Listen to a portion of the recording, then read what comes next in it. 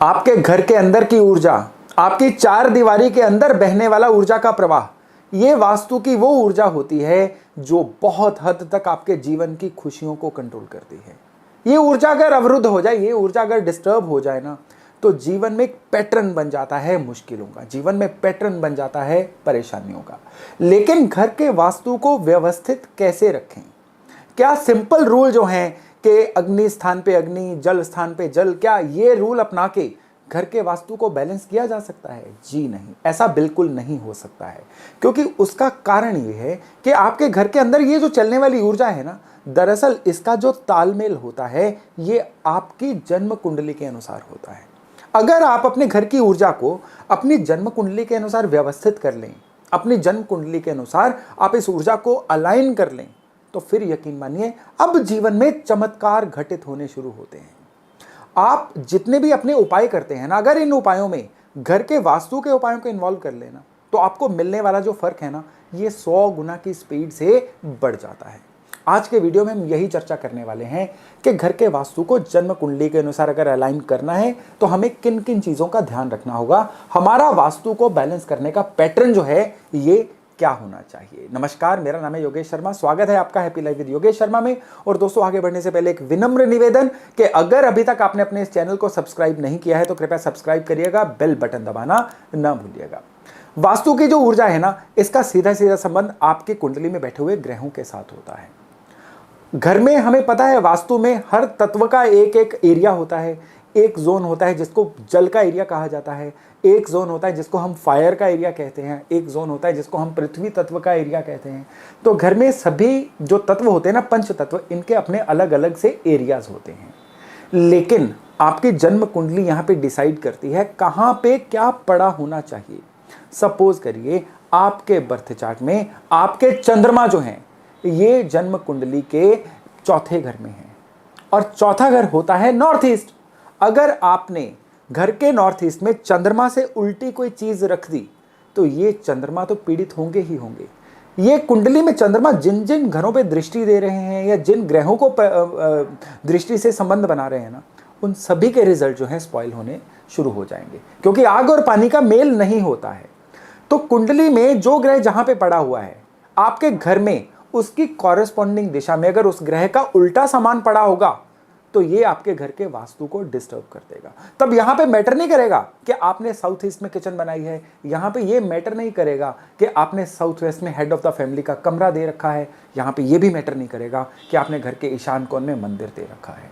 अगर आपकी जन्म कुंडली में यहां पे उल्टे ग्रह पड़े हुए हैं ना, तो अब ये चीजें आपके लिए बैकफायर कर जाएंगी। तो यहां पे पहला स्टेप तो ये है कि जन्म कुंडली में जहां जहां पे जो जो ग्रह बैठे हुए हैं ना, उनसे उल्टी चीजें आपके घर के वास्तु की उस दिशा में नहीं होनी चाहिए। यहां पे एक नेचुरल सवाल मन में आता है कि घर की दिशाएं जो हैं कुंडली के अनुसार कैसे देखी जाएं। तो मैं स्क्रीन पे आपको एक चार्ट दिखा रहा हूं, आप इसका स्क्रीनशॉट लेके रख लीजिएगा। इससे आपको बहुत सहायता मिलेगी ये जानने में कि कौन से घर के कॉरेस्पॉन्डिंग घर की कौन सी दिशा होती है। जैसे कि घर कुंडली का जो फर्स्ट हाउस है ये आपके घर के ईस्ट एरिया को शो करता है, सेकंड हाउस नॉर्थ वेस्ट को, थर्ड हाउस साउथ को, फोर्थ हाउस जो है ये नॉर्थ ईस्ट एरिया को शो करता है, और जो फिफ्थ हाउस है ना, इसका भी सीधा सीधा संबंध है आपके घर के पूर्व से। पूर्व की जो दीवार है ना, ये घर के फिफ्थ हाउस से शो होती है। छठा घर नॉर्थ का है, सातवां घर है घर आपके साउथ वेस्ट का, और जो आठवां घर आप देख रहे हैं, आठवां घर है दक्षिण का। अगेन यहाँ पे दक्षिण की एनर्जी आ जाती है, लेकिन यहाँ पे दक्षिण की दीवार आती है। आपके घर की जो मुख्य एंट्रेंस है या आपके घर का जो सेंटर पॉइंट है, ये दोनों चीजें घर के 9th हाउस से इंडिकेट होती हैं। और जो आपकी कुंडली का 10वां घर है, ये घर इंडिकेट करता है आपके घर के पश्चिम को। 11वां भी पश्चिम को इंडिकेट करता है, लेकिन यहाँ पे पश्चिम की दीवार को काउंट किया जाता है।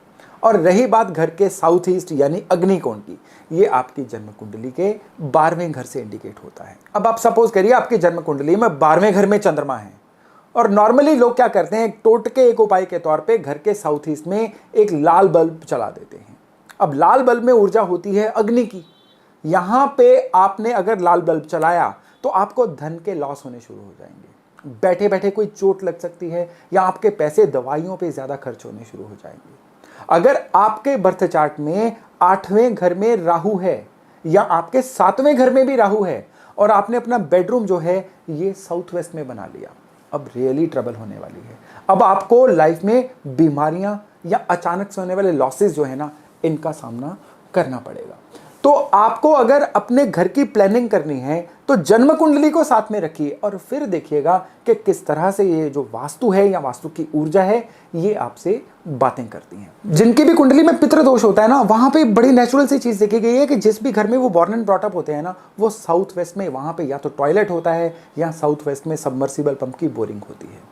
और कई बार तो कुदरत इतनी ज्यादा बलवान होती है कि नया भी ये घर लेंगे ना, वहां पे साउथ वेस्ट में जानबूझ के ये एरर उनसे हो ही जाता है। ये पितृदोष की निशानी होती है कि ये लोग जिस जिस घर में जाएंगे, चाहे रेंटल हाउस भी चेंज करते रहेंगे ना, उस कॉरेस्पॉन्डिंग दिशा में यानी साउथ वेस्ट में पितृदोष वाले लोगों को कोई ना कोई खराबी मिलती रहेगी। और जब भी ये खराबी मिलती है ना, ये इनको जीवन में सेटल नहीं होने देती है। और जिनके बर्थ चार्ट में राहु की खराबी होती है, अब उनके टॉयलेट हमेशा ही ऐसे स्थान पे होंगे जो बर्थ चार्ट के अकॉर्डिंग नहीं होंगे। मेरी बात को ध्यान से समझिएगा। बर्थ चार्ट के राहु की खराबी की निशानी वास्तु के थ्रू कैसे आती है? टॉयलेट्स का गलत जगह पे होना। अब घर में नेगेटिविटी इसी के थ्रू आएगी, क्योंकि राहु ने यहां पे ट्रबल देनी है और ये ट्रबल राहु घर के वास्तु से देगा। और जब केतु खराब होते हैं तो ऐसे घरों का जो नॉर्थ होता है ना, वो इग्नोर्ड होता है। नॉर्थ की केयर नहीं होती है। नॉर्थ में या गंदगी होती है या नॉर्थ में कूड़ेदान पड़ा होता है। नॉर्थ का एरिया घर का सबसे इग्नोर्ड एरिया बन जाता है। और ऐसा होने पे क्या होता है कि जीवन में जो अब अगली जनरेशन होती है ना, स्पेशली बेटे, वो लाइफ में थोड़ा सा उनकी तरक्की रुक जाती है या उनका फोकस जो है लाइफ के टारगेट से हट जाता है। तो यहाँ पे ये देखिए कि वास्तु की ऊर्जाएं किस तरह से बखूबी आपके बर्थ चार्ट से कनेक्ट कर रही हैं। यहाँ पे आप स्पेशली एक चीज़ का ध्यान रखिएगा। यहाँ पे मैं आपको वास्तु के वो इंपॉर्टेंट पॉइंट बता रहा हूँ जो शायद आपको अन्य कहीं नहीं मिलेंगे। जिन भी घरों में सूर्य की पहली रोशनी सही ढंग से लैंड नहीं करती है ना, यानी अगर आपने घर पे ऐसे मोटे मोटे पर्दे लगा रखे हैं कि सुबह पहली सूरज की किरण आपके घर में नहीं आती है, या घर ही वेस्ट फेसिंग है कि घर के पीछे ऊंची बिल्डिंग्स हैं कि सूर्य की जो पहली किरण है ढंग से आपके घर में दोपहर होने तक पहुंच ही नहीं पाती है, ऐसे घरों में क्या होता है कि मंगल खराब हो जाता है। अब आपके बर्थ चार्ट में आप चाहे मूंगा पहन लो, अपने मंगल के कई उपाय कर लो, अब मंगल आपकी जन्म कुंडली में खराब ही रहेगा। ऐसे घर वाले लोगों को चाहिए कि घर के ईस्ट में तांबे का सूरज जरूर लगाएं। लेकिन यहाँ पे फिर एक चीज़ को देखना ज़रूरी है, जैसा मैंने इसी वीडियो के शुरू में बोला था कि अगर आपके पहले घर में राहु होगा जो सूर्य का दुश्मन है, अब घर में तांबे का सूरज नहीं लगेगा, तब उपाय कुछ डिफरेंट हो जाएगा। इसलिए घर के वास्तु को जब भी अलाइन करना है, घर में ऐसी चीज़ें जब भी रखनी है, ये किसी एक्सपर्ट से पूछ के ही रखनी चाहिए अगर आप इसका फ़ायदा लेना चाहते हैं। नहीं तो ऐसी चीज़ें प्लेस करने का फ़ायदे की जगह पे नुकसान होने की संभावना और ज़्यादा बढ़ जाती है।